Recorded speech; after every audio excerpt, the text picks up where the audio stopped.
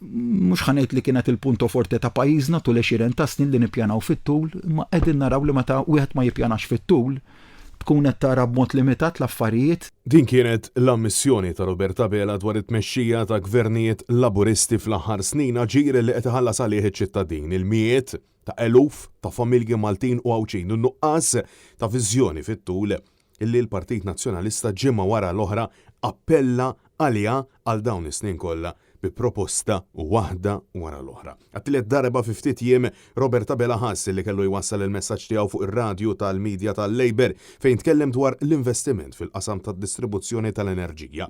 Wara aktar minn ġimgħa bil-poplu Malti u Għawċi kif ukoll turisti li ġew qattaw il-vakanzi tagħhom sabiex igawdu lil pajjiżna ikollhom iħabtu wiċċhom maqtuħ fil-provvista tal-elettriku kontinwa għal sigħat u jiem sħaħ. U issa Abela qed jinsisti dwar il-bżonn illi isir l-investiment. Dan ftit tal-jiem biss wara illi saħansitra huwa stess ammetta illi l-gvern kien konxju mill-problemi li kien hemm għal dawn l-aħħar snin. Semmejt propju anke fit-tweġiba tiegħek il-pjan tad-distribuzzjoni. Imma dan issa ġejna bżonnu għaliex ma konniex nafu bih qabel.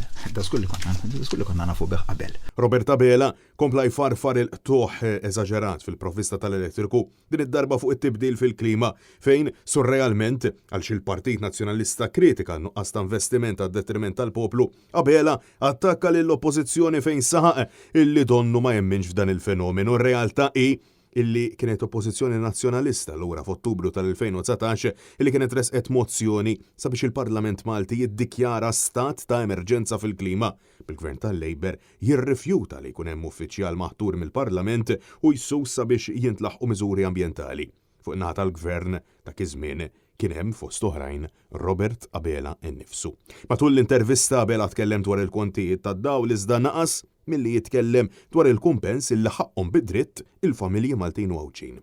Hekk ukoll naqas milli jindirizza l-isfidi u l-kriżijiet illi s-settur tas-saħħa f'pajjiżna tiħabbat wiċċu magħhom għad-detriment tal-pazjenti u l-ħaddiema.